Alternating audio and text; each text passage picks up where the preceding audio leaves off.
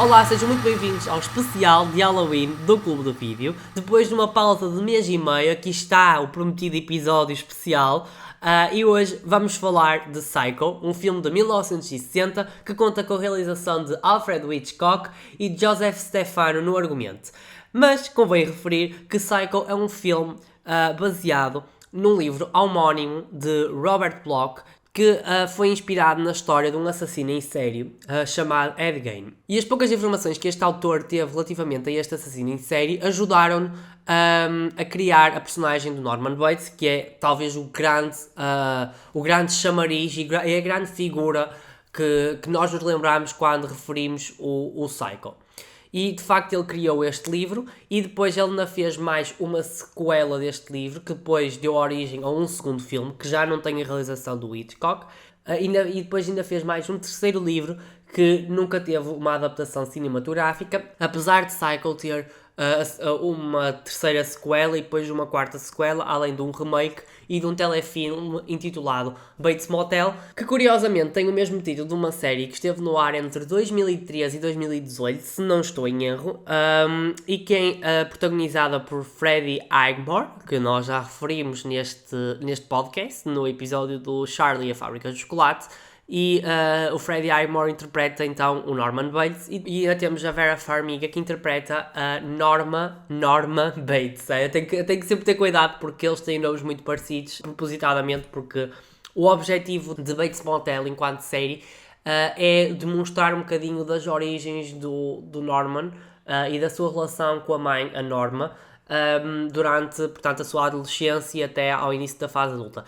E de facto a série tem algumas particularidades, apesar de mostrar esses anos, tem uma particularidade que não se passa por volta ali dos anos 30, dos anos 40, passa-se sim nos nossos tempos, nos tempos atuais, e eles vão formando a figura do Norman ao longo dessas 5 temporadas que compõem a série. Por acaso, na última temporada, acontece os acontecimentos, passando a redundância, do filme, que é a morte da Marion e que vai levar depois ao expoente máximo da figura do Norman Bates e ao seu reconhecimento, digamos assim, e a série retrata também esse episódio, embora e por acaso a Marion é interpretada pela Rihanna, resta-me referir, mas aquilo tem umas particularidades muito especiais, não tem o mesmo desfecho, portanto é uma série um bocadinho que desvirtua o conceito de Psycho. É assim, eu gostei da série. Freddie Highmore interpreta muito bem o Norman e acho que é uma interpretação que se assemelha muito àquela do Anthony Perkins, embora com as suas particularidades. Mas a série traz ali um universo um bocadinho disruptivo relativamente ao Psycho e que eu gostei, mas não gostei como poderia ter gostado e tenho algumas reservas quando cito a série. Mas é assim, se vocês querem ver uma série assim interessante, com boas interpretações e que também aborda um bocadinho este universo e descobrimos um bocadinho dessa relação com a Norma e do Norman, que por acaso eu até acho que é uma das melhores coisas da série, com algumas invenções ali pelo meio, mas é uma coisa muito interessante e o Freddie Highmore, como eu já disse, está fenomenal. Voltando outra vez a 1960, portanto, esta primeira adaptação cinematográfica de Psycho tem como eu já disse, no principal papel Anthony Perkins, que interpreta o Norman Bates, que para mim é um papel fenomenal, não tanto nos inícios do filme, mas depois no final aquilo é um show de representação autêntico. Depois temos Janet Leigh, que interpreta a Marion Crane, que também é a protagonista da primeira parte do filme. E depois temos, numa segunda fase deste filme, temos ainda Vera Miles, que interpreta a Lila, a irmã da Marion, e John Gavin no papel de Sam Loomis, que é o noivo, amante, não percebo muito bem, de Marion e que vai ter aqui também um papel assim, digamos, de detetive, principalmente depois da morte do Obergast, como eles dizem. Antes também de começar a falar da história, tenho ainda de referir que este filme foi nomeado a 4 Oscars, e entre eles o de melhor realização. Mas aqui vamos também falar da realização. É que Psycho, apesar de ser um fenómeno, eu acho que é um filme que eu acho que qualquer fã de terror, de suspense, já assistiu em algum momento da sua vida a Psycho. Psycho é um filme, na realidade, de baixo orçamento.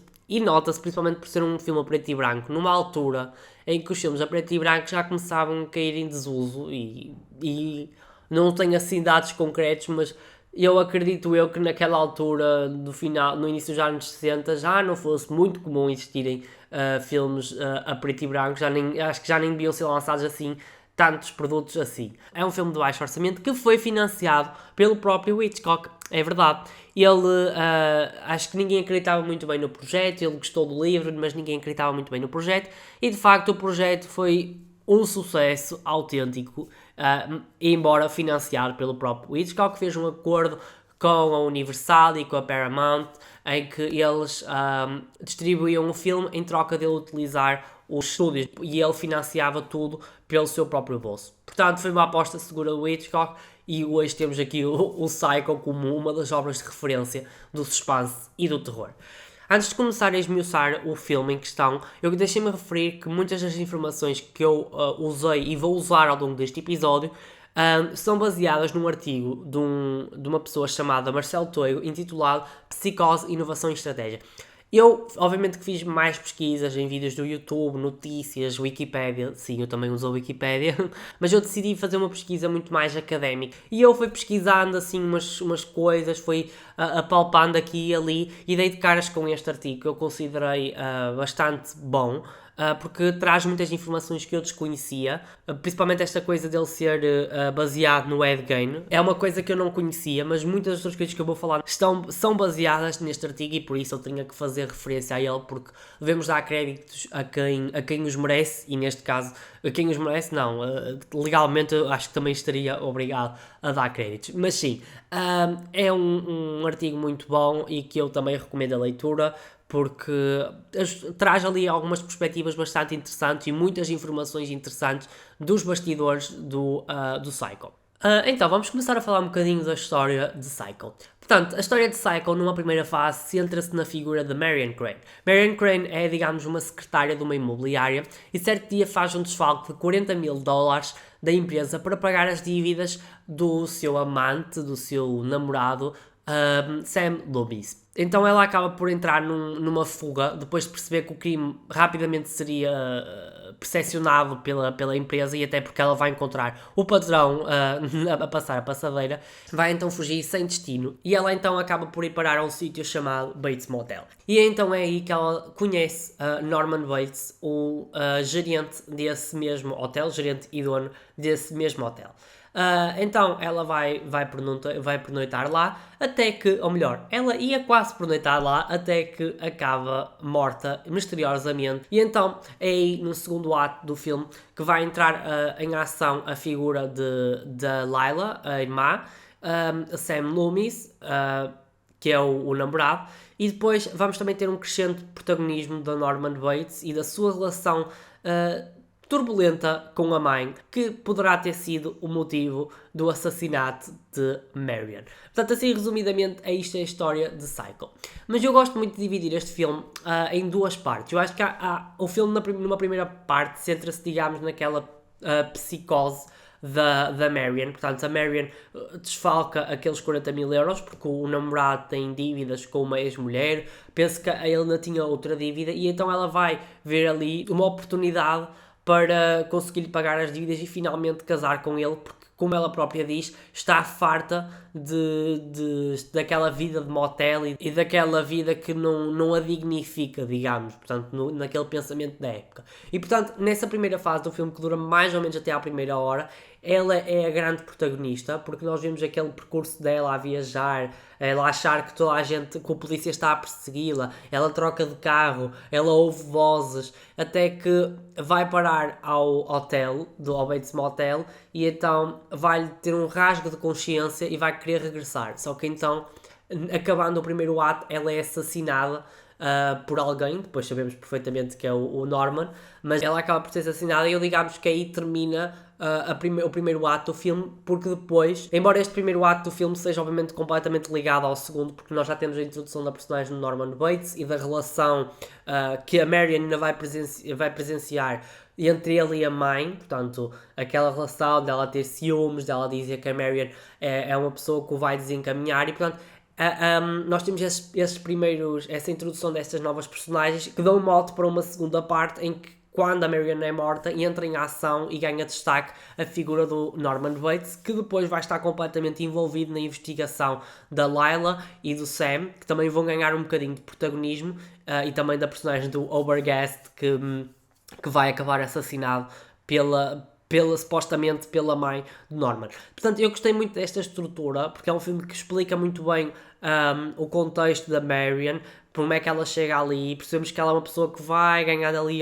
vai começar a criar ali alguns medos, vai criando ali algum receio, depois vai ter um rasgo, mas quando tiver esse rasgo já é impossível voltar atrás e acaba morta. E eu gostei muito desta estrutura porque torna o filme bastante ritmado, bastante dinâmico ao mesmo tempo, porque nós temos numa primeira fase um protagonista, depois temos outro, mas essas coisas ligam-se e a figura da Marion não é esquecida. E eu gostei muito desse pormenor. Até há quem diga que não era muito comum naquela altura matar-se o protagonista a meio do filme, e por isso eu acho que também é um traço inovador que Psycho traz para o cinema, apesar de ser um filme que tecnicamente é um retrocesso ao cinema. Eu tenho que dizer que é assim, a cena da morte da Marion é talvez um espetáculo de realização. Para terem noção, esta cena tem apenas 40 segundos e tem 40 ângulos de câmara seguidos. Portanto, é uma coisa fenomenal, extremamente bem feita. É uma cena que é a minha cena favorita do filme. Eu não fujo ao clichê. É uma cena icónica, uma cena que marca o cinema. Ainda hoje ela continua a ser citada várias vezes. Penso que a Jamie Lee Curtis, que é a filha de Janet Leigh, chegou a fazer esta cena há uns tempos para comemorar, acho que foi, se não estou em erro, acho que foi os 60 anos do filme ou outra coisa qualquer. Eu não quero arriscar, mas lembro-me que essa cena foi representada por ela e é o que eu digo, é uma cena que eu gosto muito, é uma cena icónica no cinema.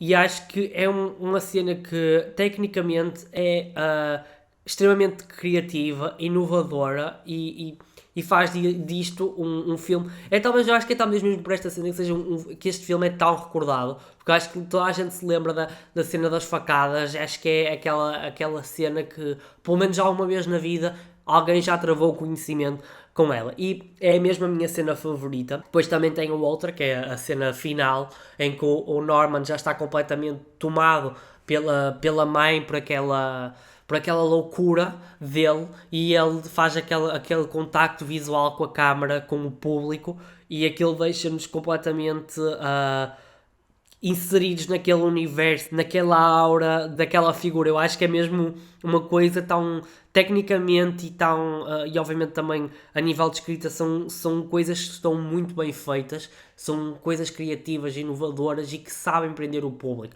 É de facto esta ideia geral que eu tenho do Psycho. É um filme que vai-nos sempre prendendo, não por estas cenas em particular, mas em geral é um filme que, pelo seu suspense, pelas suas subtilezas, é um filme que nos é envolvente, é um filme que nos deixa presos mesmo àquela hora e 45 minutos que o tem, sem queremos sempre descobrir o que é que vai acontecer a seguir, sempre com aquela ponta da ansiedade, e é isto que torna o Psycho um filme que eu aprecio particularmente.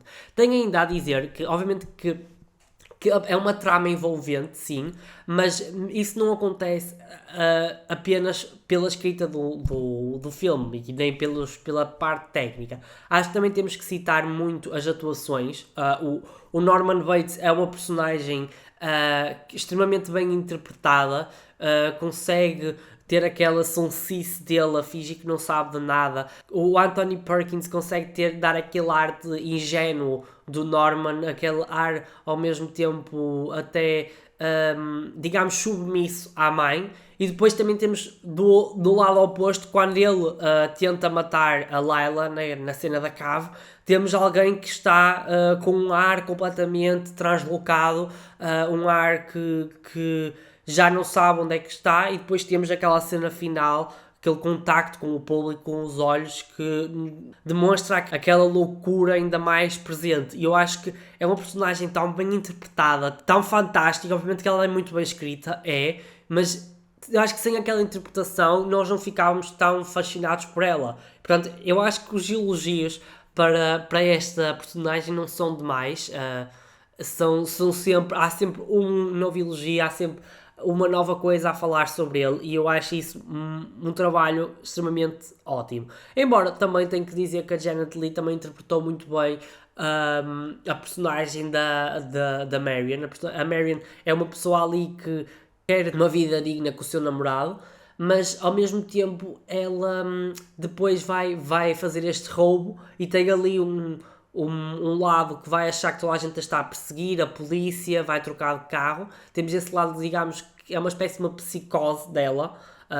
Ela começa a ficar, digamos, a bússola moral dela toma conta da mente dela e ela vai achar que toda a gente a está a perseguir e que toda a gente sabe o que é que aconteceu. Ela vai estar sempre constantemente durante a sua condução a recordar coisas, e depois aquelas expressões faciais ajudam de facto o público a perceber o que é que se está a passar naquela mente, e eu gostei muito desse trabalho. É uma personagem bem escrita também, em geral são todas, mas especialmente estas duas que eu citei agora são duas personagens muito bem escritas. Também tenho que destacar a banda sonora. A banda sonora também ajuda aos momentos de suspense, principalmente porque é uma banda sonora feita com violoncelos, e o instrumental daquelas cenas mais de suspense são cenas que é um instrumental icónico também no cinema, toda a gente se recorda, mas ajuda a acentuar aquele caráter de suspense, daquelas.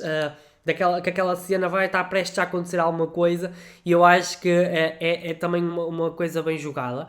E depois também temos o lado também da cinematografia em geral, dos cenários, aquela cena, por exemplo, do Norman Bates a ver a Marion a despir-se para tomar banho, aquela cena em que mostra o olho dele, é uma cena visualmente muito bonita. Portanto, o Psycho é um pacote completo, e é isso que o torna tão fantástico. Não há nada nele que não seja bem pensado, que não nos deixe envolvidos nele, e torna isto uma obra fenomenal no contexto cinematográfico. Portanto, acho que é uma obra de referência para quem quer compreender muita da produção de filmes de slasher e até mesmo filmes de suspense que vão ocorrer ao longo do século XX e até mesmo no início do século XXI. Então é um filme muito importante, e depois, obviamente, que é uma obra em geral, é um clássico. Eu acho que devemos sempre valorizar os clássicos do cinema, embora não devam ser sempre o único tipo de cinema que devemos consumir, mas os clássicos são sempre coisas incontornáveis para qualquer fã de cinema, e não digo só os fãs de cinema. Acho que uma pessoa comum que não gosta tanto de cinema, acho que também deve ter contacto com os clássicos, porque são os clássicos que ainda hoje influenciam muito daquilo que se produz, e também dão retratos de uma época. A verdade é que, por exemplo, no caso deste filme, temos também um bocadinho um papel social um pouco subtil, principalmente, por exemplo, na cena em que o homem que dá os 40 mil euros à empresa onde Marion trabalha, ele estava-se a atirar a ela no início do filme, mas depois, quando percebeu que ela roubou, ele estava a dizer que era ela que se estava a atirar a ele. E eu acho que é muito interessante esses pequenos pormenores, também nos deixa entrever aquilo que é a sociedade do final dos anos 50. Portanto, estes filmes também são muito importantes para nós percebermos, obviamente, o contexto social, cultural em que se inserem. Não vamos discordar disso, não é? Temos até os próprios figurinos, são um reflexo de uma época. E, portanto, os clássicos são sempre filmes que eu valorizo, principalmente, não é? Voltando a dizer, eu sou um estudante de história, gosto sempre de coisas antigas, e de facto gosto sempre de conhecer um bocadinho da sociedade, e obviamente os registros cinematográficos, os documentários, nem devia dizer registros cinematográficos, devia dizer mais os registros vídeo, são muito importantes muitas vezes para nós termos uma imagem da época. Eu acho que, e fazendo aqui um pequeno à parte, eu acho que tipo nós temos muito para uma época antes do século XIX, não é? As câmaras de vídeo e a própria fotografia surge no século XIX. Nós, antes dessa época, temos digamos, mais a pintura. Temos a pintura do barroca, temos a pintura do Renascimento, temos uma pintura também na Idade Média. Muitas vezes as pessoas acham que a Idade Média é um período não sei se suficiência cultural é o melhor termo, mas é um período culturalmente vazio. É mesmo o termo mais correto. O culturalmente vazio não é. É um período também de muita cor. E também há muitas pinturas, muitas representações, embora muitas delas bidimensionais e sem grandes pormenores, mas antes do século XIX, nós temos, digamos, coisas mais abstratas e que estão muito mais dependentes do olhar de quem o faz, não é? Não estou a dizer que nos registros fotográficos e nos registros vídeo, essa coisa é muito discutida, se de facto os registros vídeo e os registros fotográficos representam melhor a realidade. Não estou a dizer que representam melhor a realidade, mas dão uma imagem mais próxima do fiel do que as pinturas, porque as pinturas estão sempre dependentes, e apesar de existir a pintura realista, que é um movimento artístico, estão associadas a outras coisas. A pintura tem uma dimensão, eu acho, muito mais abstrata e não tanto real, muitas das vezes. Eu não sei se me fiz entender, isto são debates que eu por acaso tive, principalmente quando andei no meu curso antigo em Ciências da Comunicação. Nós tínhamos muitas vezes este debate sobre se a imagem é ou não, mas de facto é assim, obviamente que estes registros cinematográficos, e eu já estou a fugir um bocadinho ao tema do episódio, são um bocadinho mais fiéis, mas obviamente que a pintura também é muito importante para o contexto da época, mas eu tendo a valorizar muito mais estes registros cinematográficos e fotográficos porque nos ajudam a ter uma noção mais clara do que era o mundo, que não temos anteriormente. Mas voltando ao tema do Psycho, e tentando concluir um bocadinho este episódio, embora eu já fugi um bocado ao tema. É assim, o Psycho é um filme que eu considero um filme icónico do cinema, como eu já tenho dito até agora. É um filme que eu não peguei ainda, não falei um bocadinho destas questões das subtilezas, mas é um filme muito, muito subtil. Nós temos sempre pequenas pistas daquilo que vai acontecer mais tarde ou mais cedo no filme. Isto porque há uma cena em particular, quando a Marion vai vender o carro, em que o vendedor vira-se para ela e diz assim: o primeiro cliente do dia é sempre aquele que causa mais problemas. E de facto não foi propriamente o vendedor que entrou em problemas, mas foi o cliente que entrou, e Marion acabou pouco tempo depois num grande problema que obviamente levou à morte dela e que portanto foi um grande problema. Mas depois também temos, por exemplo, o recurso à taxidermia por parte do Norman, é, digamos, o hobby dele, é um indicativo para aquilo que ele faz ao corpo da mãe. Ele vai usurpar o corpo da mãe do cemitério, ou melhor, ele não vai fazer isso no cemitério.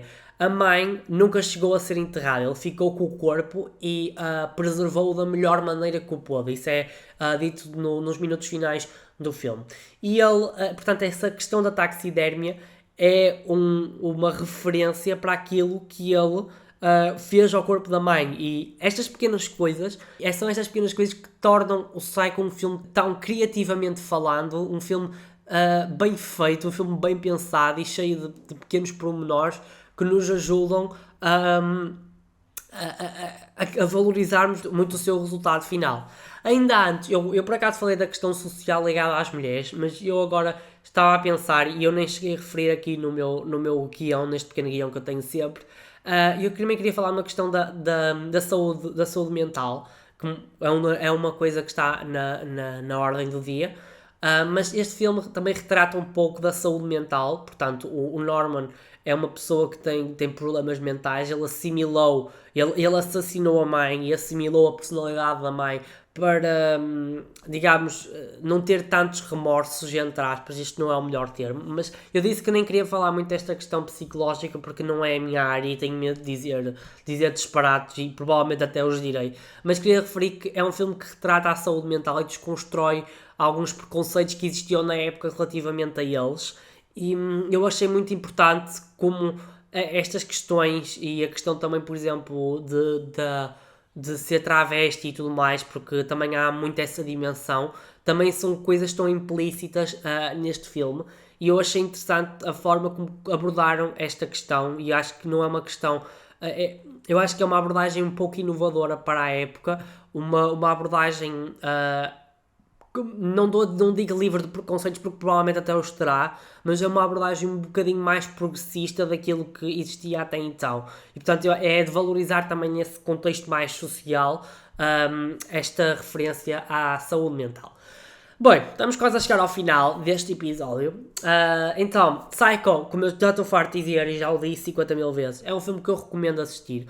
Vou dar a minha experiência pessoal. E eu, na primeira vez que o assisti, gostei, mas não gostei assim tanto. Esta segunda vez que eu assisti para fazer este episódio, e eu quis escolhê-lo porque é um filme que eu queria falar já há algum tempo neste podcast, e acho que surgiu agora a oportunidade, um pretexto para falar dele. E, portanto, eu da primeira vez não gostei assim tanto, gostei, e até gostei um pouco, porque foi isso que me levou a ver o Bates Motel, mas desta segunda vez eu percebi, digamos, a criatividade, a maneira tão bem feita como o Psycho está feito, que eu não tinha percebido da primeira vez. E eu acho que é um filme que eu recomendo todos assistirem, para qualquer fã de cinema, para qualquer fã do Hitchcock. Eu acredito que quem é fã do Hitchcock até talvez tenha começado por este, porque este foi o primeiro filme que eu assisti dele, depois já vi mais alguns, mas este foi mesmo o primeiro que eu assisti, portanto, e eu acredito que também é talvez das obras mais conhecidas dele.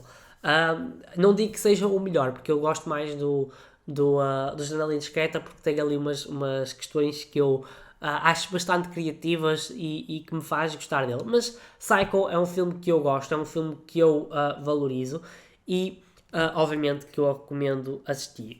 Bem, então, resta-me só despedir mais uma vez. Vou pôr uma pausa assim de umas 4, 5 semanas e regresso pela altura do Natal para os episódios especiais, onde vou falar do cinema natalício, e é aquela altura do ano em que eu mais gosto. E vou regressar por essa altura. Mas resta-me só despedir. Espero que tenham gostado deste episódio. Espero que continuem a acompanhar o Clube do Vídeo. Eu estou de férias do podcast, mas o Clube do Vídeo continua bastante ativo no Instagram. Eu espero, e vou deixar este apelo, que até ao final do ano cheguemos aos 500 seguidores. Estamos muito, muito perto e eu espero que cheguemos. É um projeto que tem crescido, é um projeto que eu tenho gostado muito. E por isso quero até ao final do ano, ou seja, portanto, 2 a 2 meses, ter assim os 500 seguidores em carteira. Portanto, sem mais nada a dizer, resta-me só desejar-vos um bom Halloween. Sim, hoje é dia de Halloween. Um bom feriado também. E vemo-nos ouvimos-nos no próximo episódio do Clube de Vídeo. Até lá!